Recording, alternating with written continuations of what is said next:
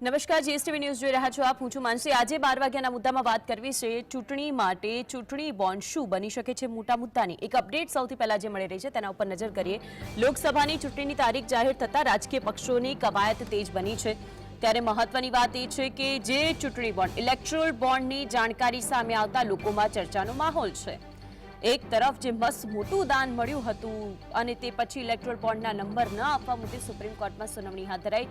Supreme કોર્ટે કડક શબ્દોમાં કહ્યું છે કે જે આલ્ફા ન્યુમેરિકલ નંબર છે તેને તો જાહેર કરો. સુપ્રીમ કોર્ટે એસબીઆઈને ફરી ફટકાર લગાવી છે. એસબીઆઈ કહી રહ્યું છે કે અમારી છબી ખરડાવવાના પ્રયત્નો થઈ રહ્યા છે. અમે તમામ વિગતો આપવાનું કહ્યું હતું. જ્યારે સુપ્રીમ કોર્ટે નિર્દેશ કર્યો હતો કે તમામ વિગતોને જાહેર કરવામાં આવે, એસબીઆઈ તમામ જાણકારી આપે તેવું સુપ્રીમ કોર્ટે કહ્યું છે. સુપ્રીમ કોર્ટની અંદર જ્યારે સુનાવણી થઈ રહી હતી ત્યારે સુપ્રીમ કોર્ટના સવાલો ઉપર એસબીઆઈએ પણ પોતાનો જવાબ આપ્યો છે. એસબીઆઈ શું કહ્યું? એસબીઆઈ દ્વારા કહેવામાં આવ્યું કે અમે માહિતી આપવા માટે તૈયાર છીએ. અમને જે પ્રશ્નો પૂછવામાં આવ્યા, અમારી સાથે જે કોઈ પણ માહિતી માંગવામાં આવી તે માટે અમે તૈયાર છીએ. અમને બદનામ કરવામાં આવી રહ્યા છે તેવું એસબીઆઈ દ્વારા કહેવામાં આવ્યું છે. સુપ્રીમ કોર્ટે જે સવાલો પૂછ્યા છે હવે એક ડેડલાઇન પણ આપી દેવામાં આવી છે. લોકસભા ચૂંટણીમાં આ ચૂંટણી બોન્ડ શું મોટો મુદ્દો બનશે તે સૌથી મોટો સવાલ છે. એક તરફ રાજકીય પક્ષોની કવાયત તે જે ચૂંટણીની અંદર આપવામાં આવતું મહાદાન એટલું મોટું હતું કે જેને લઈને સૌથી મોટો પ્રશ્ન બની ગયો આ ચૂંટણીની અંદર. દર વખતે જે રીતે ચૂંટણીમાં અનેક મુદ્દાઓ જે સૌથી વધારે ચર્ચાનું કેન્દ્ર બનતા હોય છે, તો શું તમામ લોકોને લાગે છે કે આ ચૂંટણી બોન્ડનો મુદ્દો છે તે સૌથી મોટો મહત્વનો ચર્ચાનો મુદ્દો રહેશે? ચૂંટણી પંચે ઇલેક્ટોરલ બોન્ડના ડેટા જાહેર કર્યા છે. મહત્વની વાત છે કે ચૂંટણી બોન્ડની વિગતો જાહેર કરવામાં આવી ત્યારે 763 પેજની 2 યાદી વેબસાઇટ પર અપલોડ કરવામાં આવી. આ જે 2 યાદી વેબસાઇટ પર અપલોડ કરવામાં આવી છે તેમાં પણ મહત્વનો મુદ્દો એ છે કે સુપ્રીમ કોર્ટે કહ્યું કે તમામ નંબરની સાથે તેઓ અપલોડ કરે. 15 માર્ચ સુધીની તેમને ડેડલાઇન આપી હતી. હવે 21 માર્ચ સુધી તમામ વિગતો આપવા માટે કહેવામાં આવ્યું છે.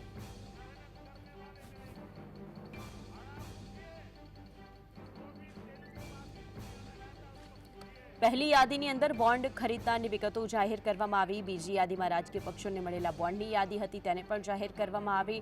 આ બધું જ સાર્વજનિક કરવા માટેની બાબતો કહેવામાં આવી હતી. ચૂંટણી બોન્ડની જે વિગતો જાહેર થઈ તેમાં ટોરેન્ટ જૂથ જેને બોન્ડની 184 કરોડની ખરીદી કરી હતી. બોન્ડની ખરીદીની વાત થઈ રહી છે. વેલ્સપન જૂથની વાત કરી દે, બોન્ડની ખરીદી 55 કરોડ રૂપિયા. ઇલેક્ટોરલ બોન્ડમાં ગુજરાત અગ્રેસર છે. લક્ષ્મી મિત્તલ બોન્ડની ખરીદી 35 કરોડ રૂપિયા. આ જે આંકડો સામે આવી રહ્યું છે તે ખરેખર ચર્ચાનો વિષય એટલા માટે છે. ઇન્ટાઝ બોન્ડની ખરીદી કરી હતી. ઇન્ટાઝ રૂપે 20 કરોડ રૂપિયા. બોન્ડની ખરીદી જાયડસની વાત કરીએ તો 29 કરોડમાં બોન્ડ ખરીદ્યા હતા. અરવિંદની વાત કરી દઈએ તો 16 કરોડ રૂપિયાની અંદર બોન્ડની ખરીદી કરી હતી. ઇલેક્ટોરલ બોન્ડની અંદર ગુજરાતમાં નિર્માની વાત કરીએ તો 16 કરોડ રૂપિયાની બોન્ડની ખરીદી તેમણે કરી હતી. એલેમ્બિક કંપની 10 કરોડ રૂપિયાના બોન્ડ તેણે ખરીદ્યા હતા. ટોરેન્ટ જૂથની વાત કરી લીધી આપણે. 184 કરોડના બોન્ડની ખરીદી કરવામાં આવી હતી. આજરોજ જે રીતે ઇલેક્ટોરલ બોન્ડ સાથે યુનિક આલ્ફા ન્યુમેરિક નંબરની માહિતી ન આપવા પર સુપ્રીમ કોર્ટે સુનાવણી કરી અને આ મામલે કહ્યું છે કે સ્ટેટ બેંક ઓફ ઇન્ડિયા દ્વારા જે પણ નોટિસ પાઠવવામાં આવી હતી 18 માર્ચ સુધી બોન્ડ નંબર વિશે માહિતી ન આપવા બદલ બેંક પાસેથી જવાબ માંગ્યો હતો. સીજીઆઈ દ્વારા પણ કહેવામાં આવ્યું અને આખરે આજે એક ખંડપીઠ હતી જે ચર્ચા કરી હતી અને જે રીતે સુપ્રીમ કોર્ટ દ્વારા સવાલો પૂછવામાં આવ્યા એસબીઆઈને. એસબીઆઈએ એ વાતનો પણ ઉલ્લેખ કરી દીધો કે આ બધી જ માહિતી આપવા માટે અમે તૈયાર છે, પરંતુ અમારી છબી ખરડાવવામાં આવી રહી છે. હવે કઈ પાર્ટીને કેટલું ફંડ અપાયું છે તેની વાત થઈ રહી છે. ઓલ ઇન્ડિયા તૃણમૂલ કોંગ્રેસની વાત કરીએ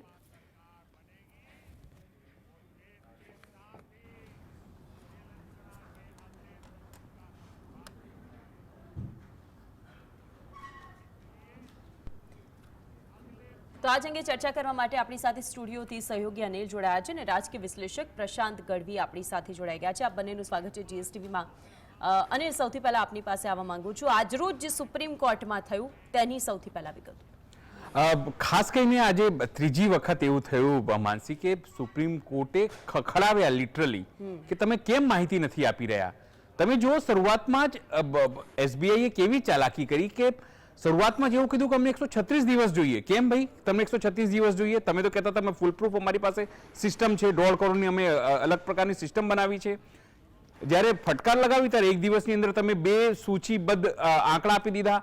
એમાં પણ ચાલાકી કરવામાં આવી કે જે અલ્ફા ન્યુમેરિક નંબર હતા એ જ નહીં આપવામાં, જેથી ખબર જ ના પડે કે કોણે કયા વ્યક્તિને આપ્યું. જ્યારે સુપ્રીમ કોર્ટે તમામ ઇલેક્ટોરલ બોન્ડ સિસ્ટમને રદ કરી દીધી છે, ગેરકાયદે જે સાબિત કરી દીધી છે, અને સ્પષ્ટપણે કીધું છે કે દેશની જનતાને એ વાત જાણવાનો અધિકાર છે કે કઈ પોલિટિકલ જે પાર્ટી છે એ કોનાથી ઇલેક્ટોરલ બોન્ડના નામે પૈસા લઈ રહી છે, જાણવાનો અધિકાર છે. આમ તો સુપ્રીમ કોર્ટની અંદર કેન્દ્ર સરકાર કહી ચૂકી હતી કે કોઈ સામાન્ય પબ્લિકને કોઈ લેવા દેવા નથી આનાથી, છતાં પણ જ્યારે ચુકાદો આવ્યો ગેરકાયદેસર તમામ બોન્ડ નીતિને એ સિવાય જેટલા સુધારા હતા તમામને રદ કરવામાં આવ્યા, તેમ છતાં ચાલાકી કરતી રહી એસબીઆઈ. એના કારણે એની બદનામી થઈ, હકીકત છે એના શેર તૂટ્યા. કારણ શું હતું? કારણ કે એને જો બોર્ડ ઓફ ડિરેક્ટરનું જે આખું જે બોર્ડ છે એની અંદર 2 થી 3 લોકો એવા છે જે સેવા વિસ્તાર ઉપર છે અને 2 વર્ષના સેવા વિસ્તાર ઉપર છે, એક્સટેન્શન ઉપર છે. સ્વાભાવિક છે સરકારે જેમને આપ્યું હોય એટલે સ્વાભાવિક છે એમની વાત જે છે માનીને તમામ વસ્તુ કરવામાં આવી છે. એટલે આખી વાત એવી છે માનસી કે માત્ર ને માત્ર કારણ કે જે આ હવે ધીમે ધીમે ઇલેક્ટોરલ બોન્ડ એ સ્કેમનું જે રૂપ છે લેતો જાય છે.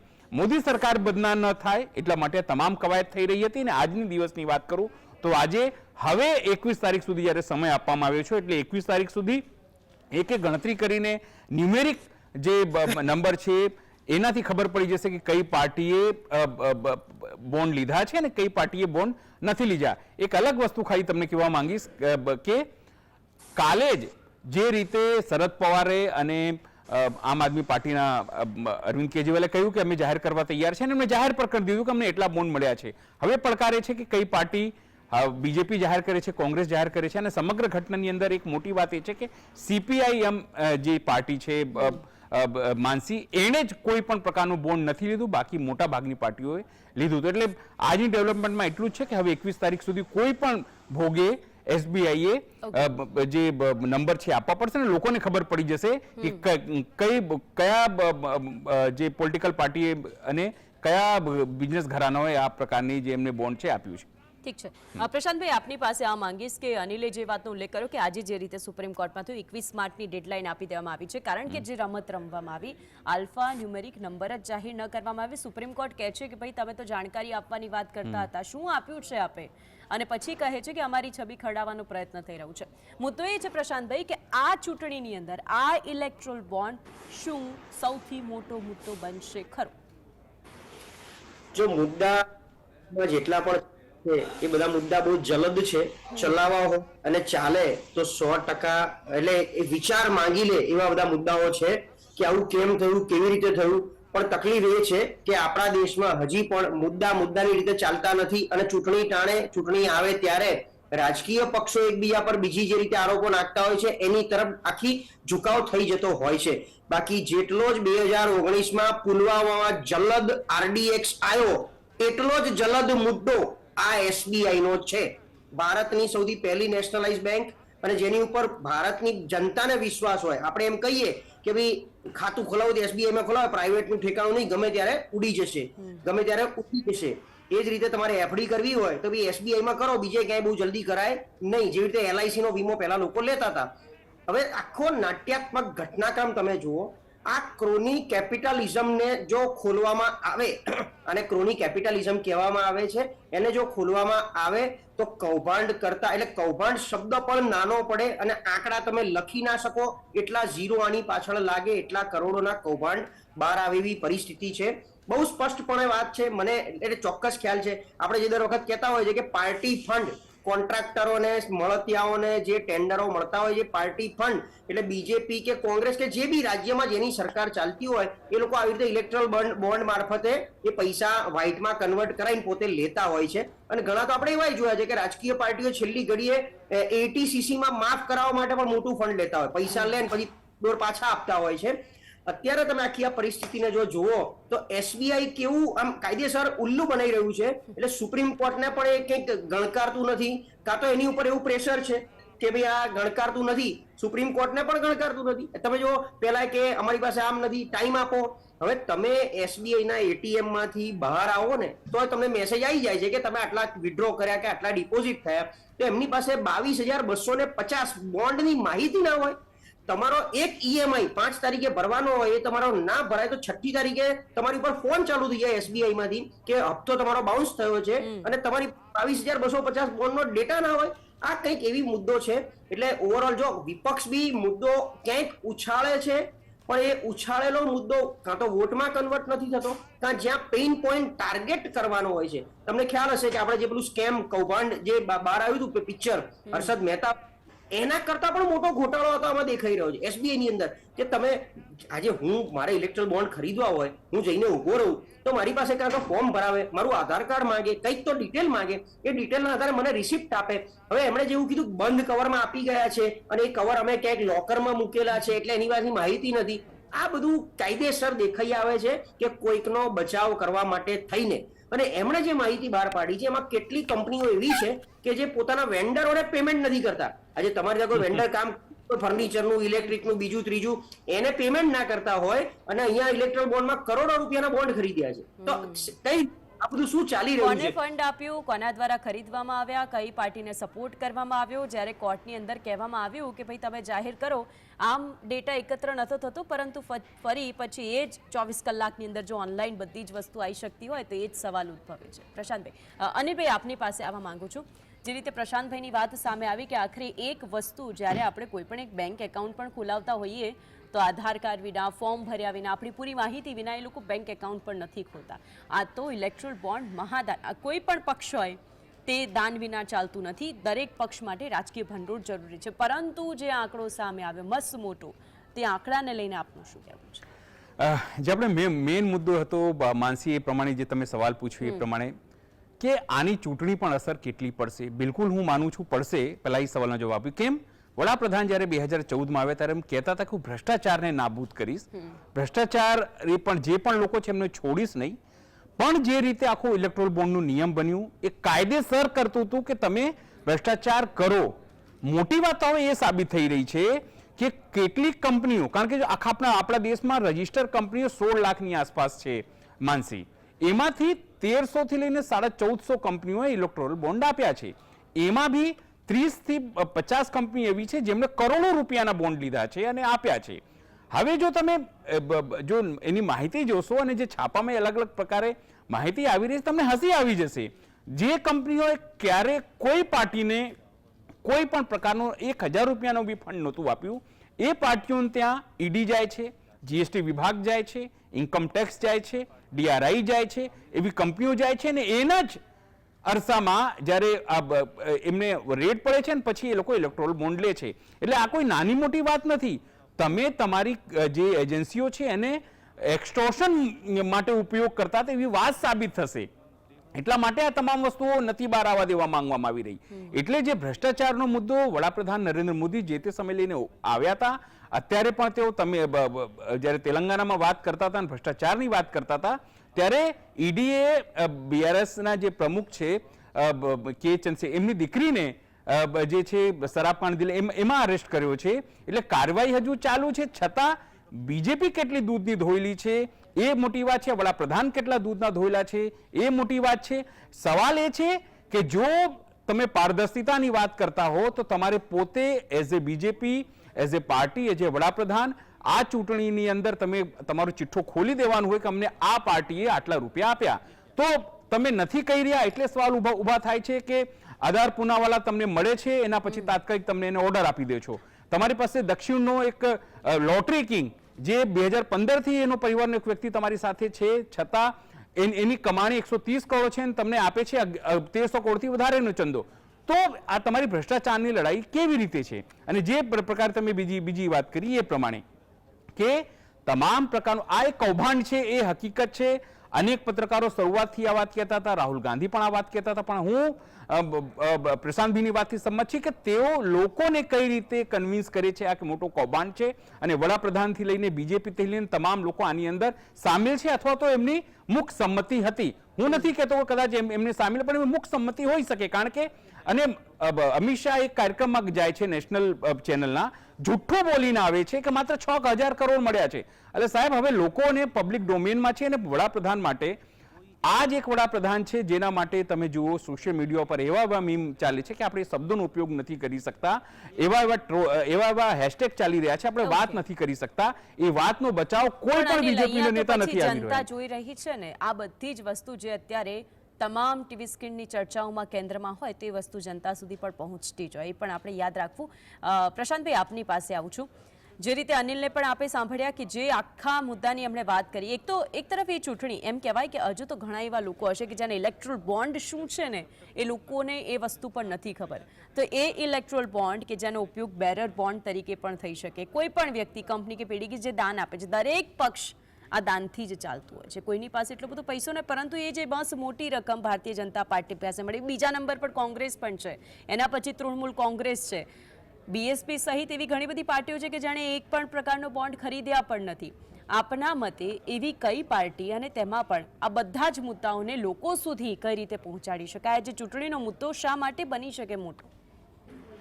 મેં કીધું એમ, જો આ ચૂંટણીનો એક બહુ મોટો મુદ્દો એટલા માટે કહેવાય કે દેશની એકમાત્ર બેંક જેની ઉપર જનતાને ભરોસો હોય, આજે નથી ને કાલે ઉઠીને આમાં કંઈ પણ, આજે આનું ઇન્વેસ્ટિગેશન, સૌથી પહેલી વાત કે આટલું બધું થાય છે, સુપ્રીમ કોર્ટની ઝાટકણી થાય છે, ત્યાં સુધી એસબીઆઈમાંથી સિંગલ એટલે ઇન્વેસ્ટિગેશન ચાલુ નથી થયું કે આવું કેમ થયું. તમારા ત્યાં એક નાનકડો કોઈ લેટર પણ આવી જાય ને તો ચેરમેન થી લઈને બોર્ડ ઓફ ડિરેક્ટર્સ ઊંચા નીચા થવા માંડે કે આવું કેમ થયું, શું થયું. સુપ્રીમ કોર્ટ સુધી મેટર ગયું હોય તો ઇન્વેસ્ટિગેશન ચાલુ થવું જોઈએ, જે હજી સુધી નથી થયું. એ ડેટા ડિટેલ કેમ નથી મળતી, અથવા આ કોને આ અધિકાર કોણે આપ્યો છે કે આવી રીતે ત્યાં મૂકવો, કોને જવાબ આપવા, કેવા જવાબ આપવા. આમ તો એની લીગલ ઓથોરિટી જવાબ આપતી હોય સુપ્રીમ કોર્ટને, તો એની પાછળ પણ આવા એક્શન લેવા જોઈએ. કશું થતું નથી. એટલે બધું દેખાઈ આવે છે કે કાયદેસર કોઈકને અને લોકોને અને અમુક કંપનીઓને બચાવવા માટે પણ આ બધા પ્રયત્નો થઈ રહ્યા છે કે જેનાથી એસબીઆઈ છટકી જાય, કંપનીઓ બચી જાય, જનતા ભૂલી જાય અને ગમે તેમ કરીને ઇલેક્શન સુધીનો સમય પસાર કરવો છે. તો સુપ્રીમ કોર્ટ અને ન્યાયપાલિકા ઉપર સૌને ભરોસો હોય છે ને, એ ન્યુટ્રલ વેથી આટલું કામ સારી રીતે અત્યારે કરે છે કે 21ની તારીખ આપી, થોડી શોર્ટ ટર્મ કર્યો. બાકી એ લોકો તો જૂનનો ટાઈમ, હવે તમે ટાઈમિંગ બી જુઓ, સેટ કરો એકદમ કે 4 જૂને પરિણામ આવવાનું છે, અને આની પહેલા જ એ લોકો જૂનનો ટાઈમ માંગ્યો હતો. એટલે એનો બહુ ક્લિયર કટ છે કે અમુક વસ્તુ અંદર ખાને બધાને બધી ખબર હતી કે આટલે સુધીનું ટલ્લાઓ તો લગભગ બધું સાફ સુથરું થઈ જશે અને ઇલેક્શન પછી તો લોકો અમે બધા ભૂલી જવાના છે. અને બોન્ડની અને મુદ્દાની જ્યાં સુધી વાત છે, આ મુદ્દો મને અસર કરે છે ડાયરેક્ટલી, તમને અસર કરે છે ઇનડાયરેક્ટલી, ઘણા લોકોને પણ અસર કરે છે. પણ કોઈ આમાં, હું છે ને ગઈકાલે એક મૂવી જોયું, યોદ્ધા. હવે તમે એક આખો ટ્રેક રેકોર્ડ જુઓ તો છેલ્લા 2 વર્ષથી પાકિસ્તાન મુસ્લિમ વિરોધી અને હિન્દુસ્તાનના તિરંગાને લઈને, નેવી આર્મીને લઈને એવા મૂવી બનાવવામાં આવે છે. એટલે મને તો હવે એ પણ ક્યાંક ને ક્યાંક પ્રોપોગેન્ડા દેખાઈ રહે છે. 2 વર્ષથી બધા આવા જ મૂવી બહાર આવે છે. આર્ટિકલ 370 અત્યારે ચાલે છે, ક્યાંક ને ક્યાંક આની પહેલા એટલે કાશ્મીર ફાઇલ, કેરાલા ફાઇલ, આ બધું જે ચાલે છે એ ક્યાંક ને ક્યાંક બધાથી ભ્રમિત કરી અને માત્ર દેશ ઉપર જે બીજા બધા હુમલાઓ યાદ કરાઈ અને વોટિંગ હિન્દુત્વના નામે કરવું. બાકી બધા નો ડાઉટ બીજેપીએ 10 વર્ષમાં કામ ઘણા કર્યા છે. આજે આયુષ્યમાન કાર્ડ સૌથી મોટું ઉદાહરણ છે. આ મુદ્દો છે, એમના માટે મુદ્દો છે. શૌચાલય વાત કરે છે, એમના માટે મુદ્દો છે. ભલે શૌચાલયમાં બી પ્રશાંતભાઈ, મધ્યમ વર્ગીય લોકો માટે તો એ મુદ્દો હોય કે તેમને રોજગારી ક્યાંથી મળી શકે છે. મધ્યમ વર્ગના લોકો માટે તો એ મુદ્દો હોય કે આ મોંઘવારી વધી છે, મારા ઘરે તો આ જે બજેટ છે તે ખોરવાઈ ગયું છે. ચૂંટણી પંચના બોન્ડમાં એસબીઆઈની જ્યારે વાત થતી હોય ને એમાં પણ એમ કહેવાય કે સરકારી બેંક છે એટલે વિશ્વાસ મૂકીને ગમે તે રીતે આપણે અંદર મૂકી દઈશું કંઈ પણ વસ્તુ, આપણા પૈસા સુરક્ષિત છે. પરંતુ અહીંયા કશું જ સુરક્ષિત નથી તેવું આખા મામલા ઉપરથી સ્પષ્ટ થઈ રહ્યું છે. અનિલ, એક અંતિમ પ્રશ્ન આપણી પાસે આવું છું કે એ ચૂંટણી બોન્ડનો મુદ્દો, ઇલેક્ટ્રોલ બોન્ડનો મુદ્દો જ્યારે સુપ્રીમ કોર્ટની અંદર ગયું તો પહેલો તો પ્રશ્ન જ એ થાય કે અત્યાર સુધી ઓફકોર્સ કે જે ગુપ્ત દાન તરીકે આપ એને આપી શકો એ વાતનો ઉલ્લેખ હતો, પરંતુ એવું તો શું થયું કે આખો મામલો સુપ્રીમ કોર્ટ સુધી પહોંચી ગયો? બેઝિક વસ્તુ તમને કહું, આની અંદર 2 વસ્તુ જોડાયેલી છે. 2014માં જ્યારે તમામ વસ્તુ થઈ ત્યારે ઇલેક્ટ્રોલ બોન્ડ આવવાની વાત હતી, અને એની પહેલા પણ તમને કહું 2018માં જ્યારે કાઢ્યો એની પહેલા પણ જ્યારે લોકો એક ચંદો આપતા હતા ત્યારે એની માહિતી તમામ પાર્ટીઓ જે છે એ ઇલેક્શન કમિશનમાં જમા કરાવતી હતી કે અમને આ પાર્ટીએ આટલા રૂપિયાને આપ્યું છે અને આ પાર્ટીએ આટલા રૂપિયાને આપ્યું છે. પણ અરુણ જેટલી જ્યારે ફાઇનાન્સ મિનિસ્ટર હતા એ સમય દરમિયાન એવો કાયદો લાવવામાં આવ્યો કે હવે જે પણ પાર્ટીઓ તમને આપે ચંદો, એ જગ જાહેર કરવાની જરૂર નથી, કોઈને બતાવવાની જરૂર નથી. એ ચૂપચાપ ઇલેક્ટ્રોલ બોન્ડ લેશે અને જે તે પાર્ટીને જેને આપવાનું હોય તે આપશે.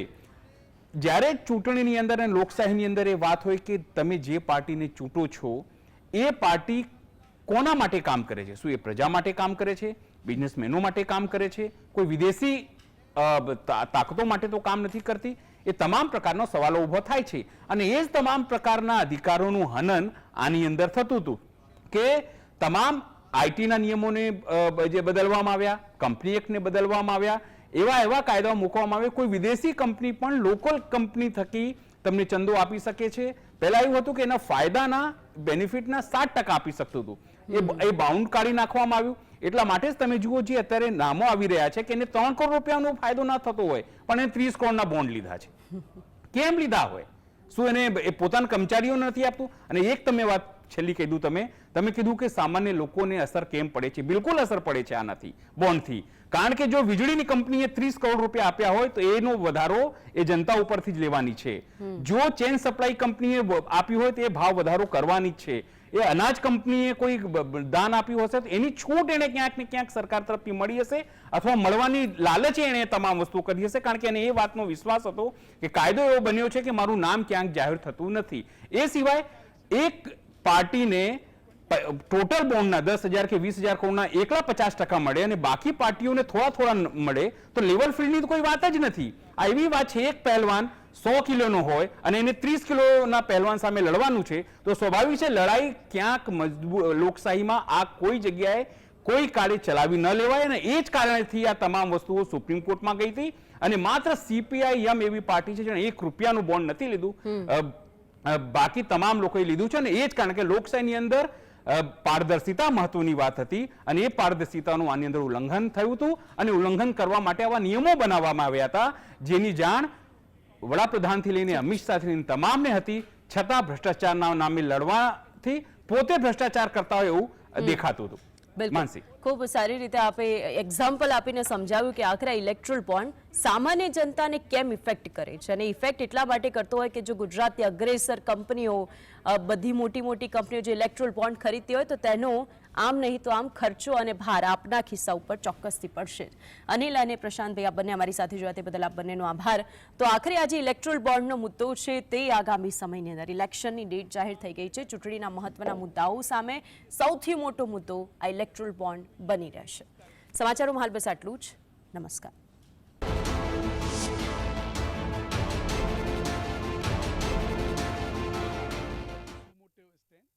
directed issue notice for the SBI because they are not furnishing that complete detail which is mentioned in the main judgment.